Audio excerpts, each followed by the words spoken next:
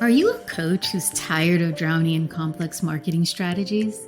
Welcome to Simple Client Attraction for Coaches, the bite sized podcast that transforms how women coaches attract their ideal clients without the complicated systems or endless marketing tasks. I'm your host, Sandra Fidelis, and each episode I bring you straight talking conversations with successful coaches and industry experts who share their most effective and simple client attraction strategies. Subscribe now and discover how to fill your practice with dream clients in less time than it takes to enjoy your morning coffee. And today I have Sherri-Lee Woycik, who is a trailblazing business strategist, marketing expert, and client attraction mentor who partners with high-achieving spiritual entrepreneurs to build thriving, scalable businesses, specializing in creating the essential foundations for impactful marketing and profitable ad strategies. Sherri-Lee empowers her clients to prepare for and execute campaigns that attract the right clients, amplify their visibility, and drive meaningful results. Her expertise lies in creating aligned, actionable strategies that set the stage for sustained growth and success. And today she's speaking to us about DMs to dollars, how to turn your content into clients without cold DMs or feeling sleazy. So welcome, Sherri-Lee. Thank you, Sandra. I'm so happy to be here and talk to you about this. A lot of people are scared of the DMs, right? Like they want to be connecting with more people via DM. And there's a lot of people out there saying make sales through DMs without having to do sales calls, right? So how do you get people to the DMs without cold messaging them and feeling like you're ick, you know? Yeah, and I love this question because I mean, we've all experienced it. Somebody sends us a friend request, we look at their profile, we accept it, and 2 seconds later we have a pitch in our DMs where they are trying to sell us something right out of the gate. And that's where the it comes in. And I don't think anybody needs to employ those strategies. I don't know if those work. I mean, they must work because people are teaching it and, you know, people are still doing it. So it must work to an extent, right? But I personally don't want to have to message 1 million people to get 10 sales. That's just not my jam at all. So what I don't want to do is hit the DMs with a sale right away. I want to realize that, you know, getting into somebody's DM first is a privilege to me. And it's an opportunity for me to learn about them, which helps me get better at my business. The more I learn about my prospects, the better I am at my business. So there's a bunch of ways to approach this. But one of the things I get my clients to do is every day we intentionally send 10 new friend requests out to people. But I don't know about you, I've got 100 friend requests sitting in my, and I look at it and go, I don't know why I should accept you. Like, it's just, this is just random. I don't know why. So those friend requests go out with a DM, but they aren't a DM with a pitch. It's a DM with, here's something from your profile. Here's something that you posted that I really resonated with, or I really appreciated this piece of content, or I wanted to learn more about this thing that you were talking about. We approach them as if we're approaching a new friend in a coffee shop. So sending, you know, a new friend request every day, and along with a hello DM, a welcome DM, something that doesn't immediately say, I sent you this friend request so I can sell you this thing, but I sent you this friend request because I like this thing that you did on your profile and I'd like to learn more about you. And letting them come back and having a conversation. And I think the big mistake a lot of people make is they're trying to get from into the DMs and make the sale in, you know, 5 minutes, 10 minutes, and then they're gone on to the next one. I want to build relationships with people. So I'm going to go into that DM and I'm going to say that, and they're going to respond. And then I'm going to say something else and we're going to have a conversation. And I don't need to get that sale today. But if I know how to nurture that relationship, that sale is going to come. DM with the friend request. Like it to me, there's no friend request going out without it. The other side of it is we receive friend requests each day. So we could easily be accepting them and sending a friend request or sending a DM right away, not as a pitch, but, you know, thanks so much. I just looked through your profile. I see this is what we're similar. What made you send a friend request to me? And start the conversation. So that's one piece. But really, what I want to be doing every day is creating content that gets people to raise their hand, help me identify them so that I can send them a DM right away, depending on what I'm offering. So if it's a post that I'm creating around my lead magnet and people are saying, yes, I want your freebie, I'm just going to go back into that post and I'm going to reply to them directly in the post and drop the link to the freebie. I'm not going to get into conversations with everybody who asks for a freebie because that could get overwhelming.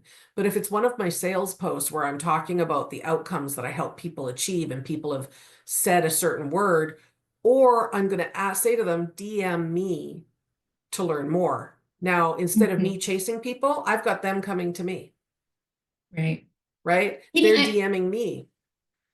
Go I know ahead. that you want to ask quickly here, like how you make the transition. I know that you do ads as well, right? So you run Mhm. ads for coaches and entrepreneurs.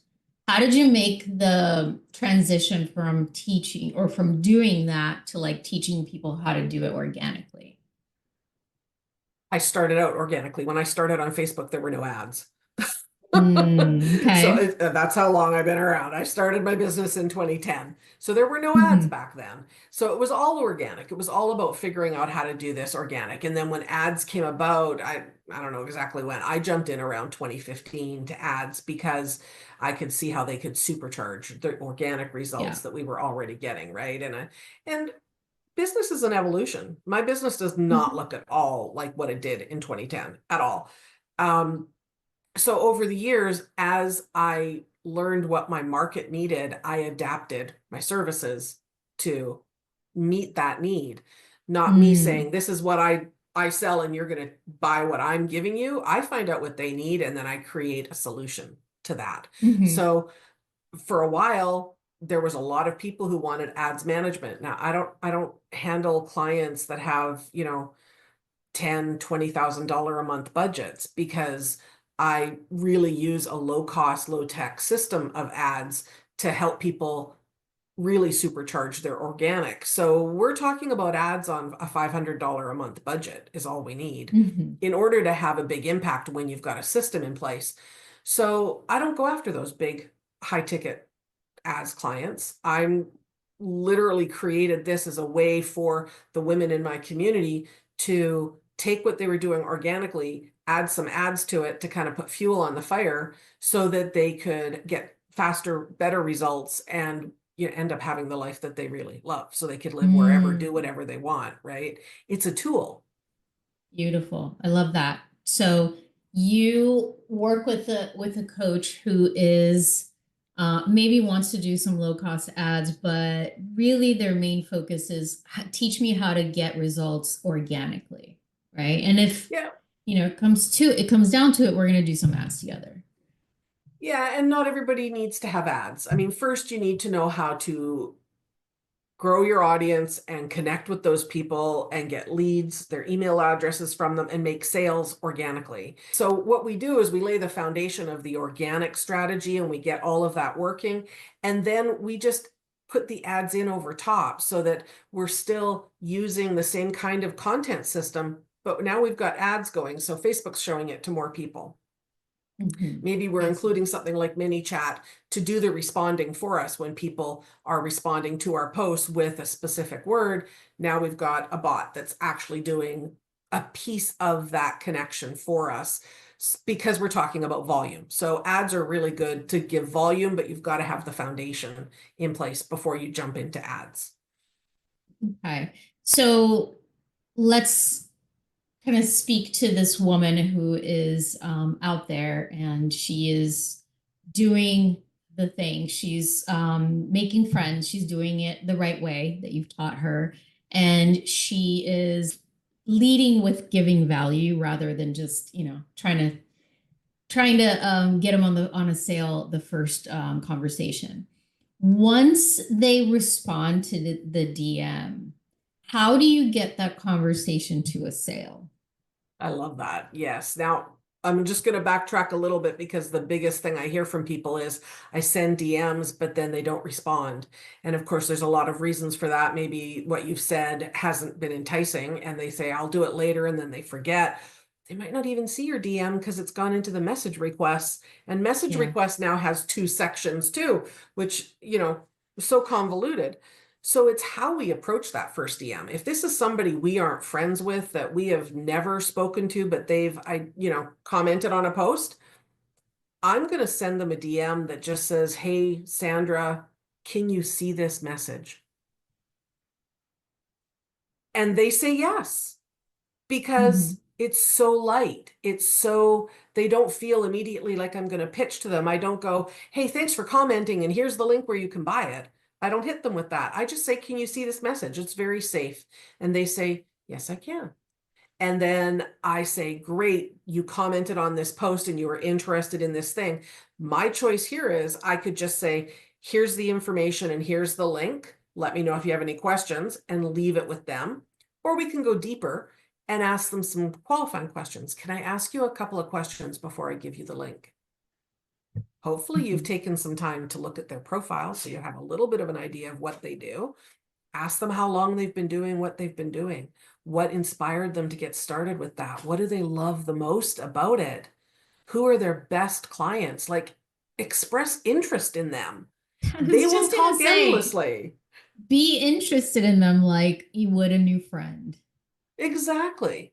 Exactly. It amazes me how many people actually feel that, but they get kind of intimidated or blocked by the technology, that they forget to build Right. relationships. And I'm always saying, remember when we went to live in-person networking events? You didn't just walk up to somebody and say, "Hey, buy this thing from me." And yet we Yeah. do that on social media. So let's not do that anymore. Hmm. People love talking about themselves. You will always learn so much if you just learn how to ask them questions about themselves, right? And when they say, well, so then you could say you ask them those 3 or 4 questions to find out about them. Then you could say, "So what do you think is the biggest struggle that you're having right now? Or why do you think you aren't getting the clients that you'd like right now?" And now they're much more inclined to tell you because you have expressed interest in them first. You can't just walk up to somebody on the street and say, "Marry me." Right. Well, I mean, you can, I guess, but how well Right. would I that don't work think the out? result will be that great. Right. So yeah, so you teach entrepreneurs how to build relationships in Facebook. And I think that one of the biggest blocks is the feeling that I need to enroll this person quickly, very quickly. Exactly. Exactly. It's like, I don't have much time. I'm not sure what the motivator is. People feel like it needs to happen so fast. I think it's Yeah. because what we hear on Facebook a lot from a lot of the really successful people is, I ran one ad and I made $1 million. I did one post and I Mhm. made $1 million. I was sitting at the beach and I made 20K without even looking at Facebook. And we see that all the time and we think it happens that fast. But what Right. they don't tell you is it took them 8 years to get there. It took them 10 Yeah. years to get there. Or, there's all that missed information. And so we just do what we think they're doing, but they've grown to where they're at. And Exactly. we can't leap, just like Yeah. our clients can't leap to the first paid offer necessarily off of a post.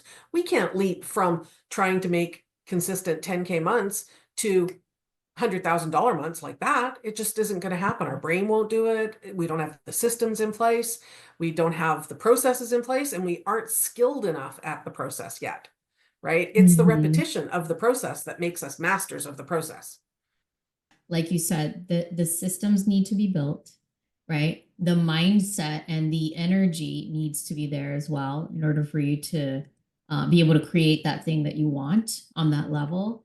So, Mhm. with all of that, what would you say is one nugget that you want everyone to take away from this conversation? I love that. Tony Robbins didn't fill a stadium of 100,000 people the first time he held an event.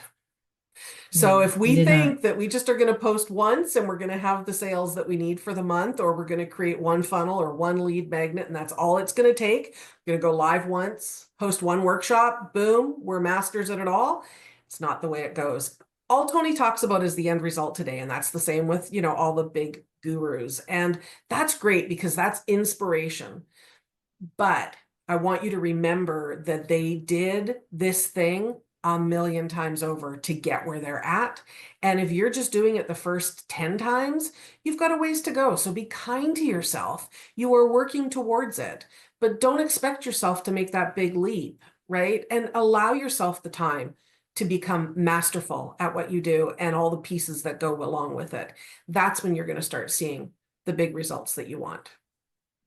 Beautiful. Beautifully said.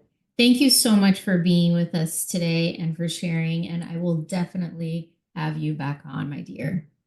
Thanks so much, Sandra. Thank you so much for joining us on another episode of Simple Client Attraction for Coaches. I hope today's bite-sized strategies have given you practical ideas you can implement right away in your coaching business. If you'd like to watch the video of our interview, then head on over to simpleclientattractionforcoaches.com. It's the name of the podcast.com. Did you find value in today's episode? If so, please share it with other coaches in your network who could benefit from these straightforward, bite-sized strategies.